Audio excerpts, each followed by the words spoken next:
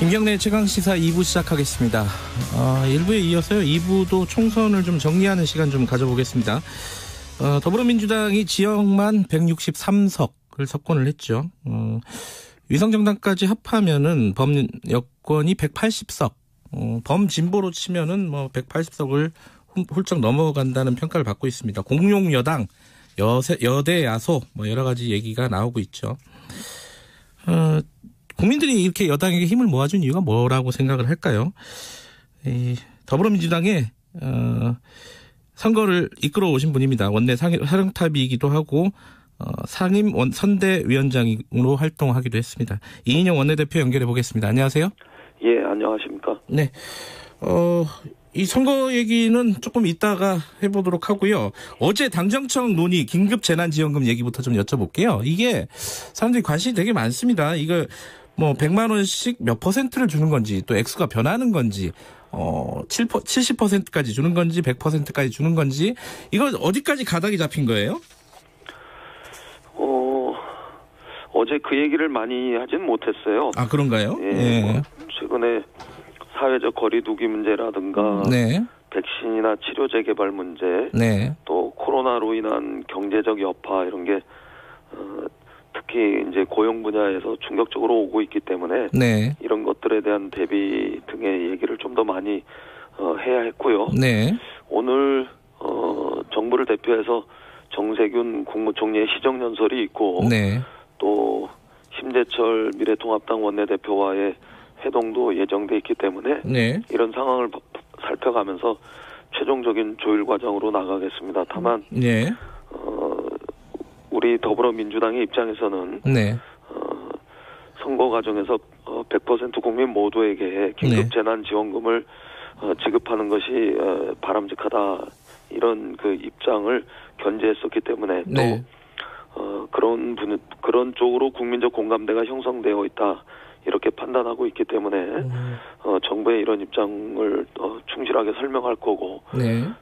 또 야당에게도 이런 방향으로 가자 이렇게 협력을 구하는 네. 이런 과정으로 임하겠습니다. 네. 정부하고 야당을 설득해야 되는 부분인데 일단은 정부는 재정 건전성 문제 이 부분 때문에 좀 난색을 표하고 있다 이런 보도들이 계속 나오고 있습니다. 설득이 가능한 부분이라고 보세요? 이제 경제 위기가 어떤 면에서는 이제 시작되잖아요. 네. 그동안에는 보건의 위기, 방역 전선에서의 역할 이런 것들이 매우 중요했다면 네. 이제는 경제 위기, 국민의 생업과 생계를 지켜내는 쪽에서 우리의 역할이 매우 중요한데 네. 정부 입장에서 추후 대응 여력을 확보하고 있어야 한다 이런 그 입장을 견지하는 건 충분히 이해할 수 있는 입장이고 네. 또 그런 점에서 서로 대립되기보다는 충분히 조화를 이루면서 네. 해법을 찾아갈 수 있다고 생각합니다. 오늘 뭐 정세균 총리 시정연설을 보면은 정부의 입장을 가닥을 좀 볼 수 있겠네요, 그죠? 뭐 아무래도 정부는 그동안 네. 그 견제해왔던 입장이 있고 그 연장선에서 시정연설을 하시겠죠. 네. 그러나 그렇다고 해서 국민적 공감대가 형성돼 있는 부분과 정부의 입장 간에 네. 서로 평행선만을 달릴 거라고 생각하지는 않습니다. 네. 서로가 서로의 입장을 충분히 이해하고 있기 때문에 조화로운 해법 이런 걸 찾을 수 있다고 생각합니다. 네. 그리고 또 야당입니다. 문제가 야당 미래통합당 같은 경우에는 황교안 대표가 전 대표가 총선 전에 그 얘기를 했어요. 그 재난지원금을 전 국민으로 확대해야 한다. 이건 민주당하고 맥을 같이 하는 얘기인데 사실 이제 지금 사퇴하고 지도부도 공백 상태고 하고 야당 입장이 뭔지가 정리가 안 될 것 같다는 걱정이 듭니다. 이거 어떻게 지금 보고 계세요? 그 심재철 원내대표께서 추경한 내용을 일단 살펴보겠다. 네. 그리고 시정연설 후에 김한표 원내수석은 여야의 원내대표 간에 회동이 열리면 의사 일정을 협의해 나가면서 판단하겠다 이런 입장이셨던 것 같은데 네. 그 이전에 황교안 대표가 전 국민에게 1인당 50만 원을 네. 즉각 지급하라 이렇게도 이야기했고 김종인 총괄선대위원장이 50만 원을 전 국민에게 긴급 명령으로 빨리 지급하라는 이야기는 자신이 이야기했던 100조 원의 그 예산 범위 내에서 가능하기 때문에 큰 차이가 없다 이렇게까지 이야기했지 않습니까? 네. 그래서 선거가 끝났다고 해서 야당의 입장이 그렇게 한순간에 바뀌지는 않을 거다 이렇게 기대하고 네. 야당의 입장도 충분히 경청하면서 원만한 합의를 도출할 수 있도록 그렇게 노력하겠습니다. 예, 야당 입장도 좀 따로 들어봐야 될 부분인 것 같은데, 근데 지금 이제 국민들 입장에서는요, 지금 아까 말씀하신 여러 가지 뭐 백신 얘기, 그리고 뭐 고용 문제, 이런 것들도 중요한데, 당장 돈이 50만 원이든 100만 원이든 언제 들어올까? 이게 궁금하신 분들도 꽤 많을 겁니다. 지금 굉장히 어려운 분들이 많기 때문에, 언제쯤이라고 대략 기대를 해도 될까요? 글쎄요, 오늘 그 정부 시정연설이 끝나고 네. 거듭 말씀드리지만 심재철 원내대표과 그 회동이 있으니까요. 네. 그때 의사 일정을 어떻게 진행시킬 건지 최종적으로 조율하겠습니다만 네. 저희 입장에서는 그래도 이달 중으로 네. 4월 중으로 추경 심사를 완료하고 네. 5월 달에는 우리 국민들한테 재난지원금이 지급될 수 있도록 그렇게 좀 속도를 내야 되지 않을까 이렇게 생각합니다. 4월 중에 추경 심사가 완료된다면 5월 초쯤이 되겠네요. 지금 말씀하신 일정대로 간다면은 만약에 그죠? 저희는 그렇게 희망을 하는데요. 네. 조금 더 야당하고 협의할 부분들이 남아 있기 때문에 단정적으로 말씀드리기는 어렵겠습니다. 알겠습니다. 자, 선거를 이끈 지도부 입장에서 이번 선거 국민들이 압도적인 과반 이상을 여당에게 몰아줬습니다. 이 국민들이 정치권에 주는 메시지를 어떻게 해석하고 계신지 듣고 시작을 해보죠. 선거 얘기는. 우선 국난 극복을 신속하게 하자. 네. 이런 국민의 마음이 하나로 모인 선거 아닌가 생각하고요. 네. 또 저희 입장에서는 비상한 그 시국인 만큼 대통령과 더불어민주당이 서로 협력해서 마음껏 일할 수 있게 해달라는 그래서 국정 안정에 투표해달라는 이런 호소에 국민들께서 응답해 주신 거라고 생각합니다. 그래서 국민의 생명과 안전 그리고 국민의 생계와 생업 이런 것을 잘 지켜내라는 간절한 국민의 뜻이 담겨 있다 이렇게 생각하고 두려울 정도로 막중한 책임감을 느끼면서 국민의 바람, 명령 이런 것을 잘 지키기 위해서 노력하겠습니다. 이 정도 숫자는 예상하셨습니까? 이인영 원내대표께서는? 솔직히 어쩌면 지역구에서도 과반수를 만들 수도 있지 않을까? 이런 기대를 마지막에 선거 마지막에 오면서 했던 건 사실인데요. 이렇게까지 엄청난 승리를 거둘 수 있도록 국민들께서 힘을 모아주실 거라고는 생각하지 못했습니다. 예, 아까 그 박지원 의원도 저희들이랑 인터뷰하면서 그 얘기를 했는데 이런 압도적인 다수를 여당에게 주어진 상황에서 결국은 개헌을 추진할 수 있는 절호의 기회가 아니냐 이런 취지의 얘기를 했습니다. 박지원 의원이. 그런 얘기 많이 합니다. 21대 국회가 마지막 개헌 기회 아니겠느냐. 이런 필요성 느끼고 계시나요?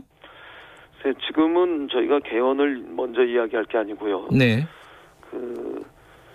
방역에서 특히 그 국민의 건강과 생명, 안전 이런데 그 위협이 왔던 코로나19로부터 이제는 생업과 생계, 경제 영역에서 코로나19의 여파가 밀려오고 있기 때문에 이런 비상한 경제 시기에 경제적 위기를 극복하는 데 총력을 다 집중하고 여기에 우선 우리의 힘을 집중해야 한다고 생각합니다.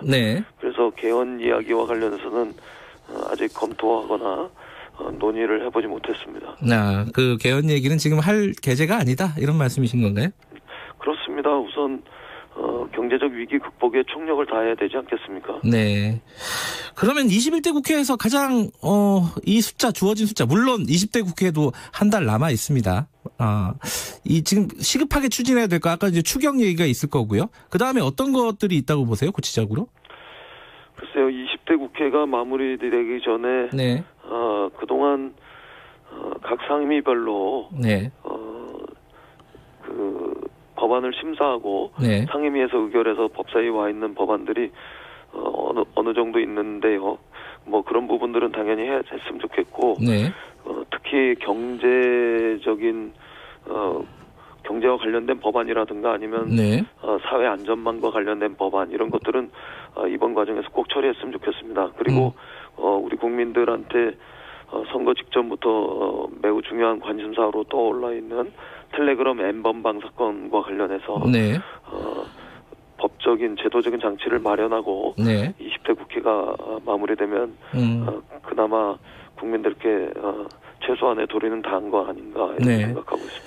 선거 기간 동안에 약간 논란이 됐던 부분인데요. 이 종부세 완화 얘기를 꺼낸 후보들이 좀 있었습니다. 12, 16 부동산 대책 관련해가지고 종부세 지금 법안이 아직 정비가 안 된 상황이지 않습니까? 이거는 20대 국회에서 처리를 할 생각이신 거죠? 선거 기간 중에 종부세나 아니면은 네. 기본적인 일가구 1주택 이런 어떤 원칙이 지켜진다면 네. 그 과정에서 조금 더 현실적인 문제들을 네. 유연하게 대처하고 또 조화를 현실의 그 문제들과 조화를 이루는 이런 방안들을 좀 모색해야 되지 않느냐 이런 이야기들이 있었던 건 사실이고요. 네. 그런 부분들까지 포함해서 네. 이번 20대 국회 중에 그 법제도적인 정비를 할 수 있는 건지 네. 뭐 이런 문제들은 아직은 뭐 저희가 속단해서 대답드릴 수는 없을 것 같고 네. 뭐 야당의 입장도 좀 들어보고 네. 또 그런 과정에서 어떤 방안이 있는지 찾아보겠습니다. 종부세 관련해 가지고는 좀 열어놓고 논의를 진행하겠다 이렇게 보면 되겠나요? 뭐 선거 과정에 이미 그런 이야기들이 있었기 때문에요. 네. 그걸 뭐 배제하면서 그렇게 생각하고 있지는 않습니다. 뭐 같이 판단하고 20대 국회 안에서 할 수 있으면 해보고 네. 안 그러면 21대 국회에서 마찬가지로 논의내는 과정에서 그런 것들이 조화를 찾을 수 있는지 판단할 수 있으리라고 생각합니다. 네, 이제 선거 결과를 두고 여러 가지 이제 뒷얘기들이 있는데 이제 그 위성정당이라고 할까요? 그 미래한국당하고 더불어시민당이 모당에 흡수되는 게 아니라 당분간 교섭단체 구성 등을 위해서 좀 독자적인 정당으로 남아있는 거 아니냐. 이렇게 관측하는 쪽이 있어요. 왜냐면은 교섭단체를 구성하면 여러 가지 이점들이 있는 데다가 또 공수처장 임명하는 그런 과정에서도 어떤 일정 정도 역할을 할 수 있기 때문에 그런 얘기들이 나오는데 여기에 대한 어떤 방향 설정은 돼 있습니까? 아직 뭐 분명하게 방향 설정이 돼 있는 것은 아니고요. 네. 우선 서로 뭐 위성정당으로 평가도 받고 형제정당으로 서로 언급도 하고 그럽니다만 네. 각 정당이 가진 자율적 판단들 네. 이런 것들을 먼저 선행해야 될 거고요. 네. 이런 과정에서 때가 되면 자연스럽게 서로 통합할 건 통합하고 네. 또 분리될 건 분리되는 이런 과정 절차를 밟으리라고 생각합니다. 다만 국민이 선택한 의석 비율을 바탕으로 네. 또 민의에 따라서 국회가 운영돼야 되는 만큼 네. 그런 민의를 거스르는 이런 그 정치적 행동 이런 것들은 국민의 비난에 직면할 것이기 때문에 네. 그 이미 비례정당 자체가 어떤 면에서는 본연의 취지에서 벗어나서 추진된 것들도 있었고 네. 그렇기 때문에 원래 상황으로 정상적으로 되돌아가는 것이 바람직하다 이런 말씀드리겠습니다. 근데 이제 야당 입장에서는요, 미래통합당 입장에서는 미래한국당을 교섭단체로 확보를 하면은 상당 부분 이득을 가질 수가 있지 않습니까? 그렇게 된 상황이면은 여당도 선택지가 없는 거 아니냐 이렇게 해석할 수도 있고 아까 박지원 의원처럼 그럼에도 불구하고 좀 바른 정치의 모범을 보여야 된다 여당이 여러 가지 이제 뭐랄까요 어려운 선택이 남아 있을 것 같아요. 그렇게 어려운 선택을 하게 될 때가 될 것 같은데 여기에 대한 생각은 어떠세요? 저 개인적으로는 네.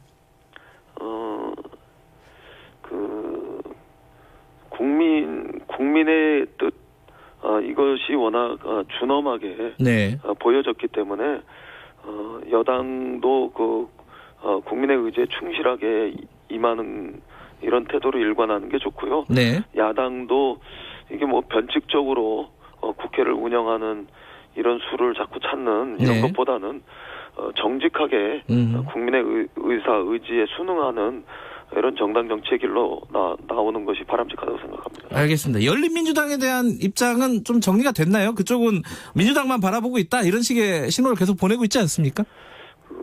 총선 전부터도 그랬고 총선 과정에서도 그랬고 네.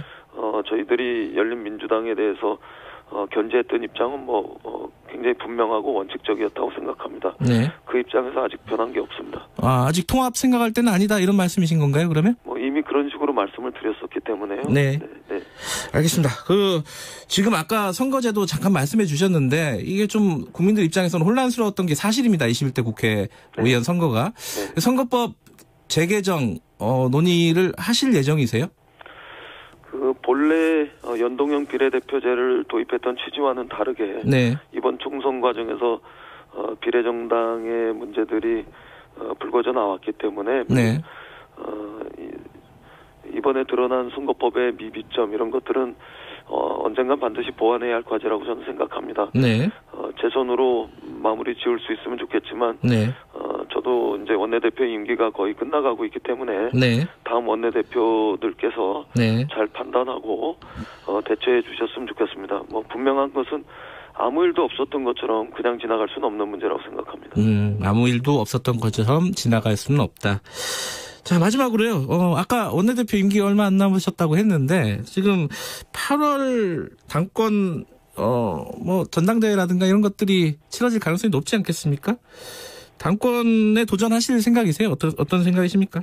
저는 지금까지 제 소임을 네. 아주 충실하게 하고자 노력해 왔고 네. 이 상황에서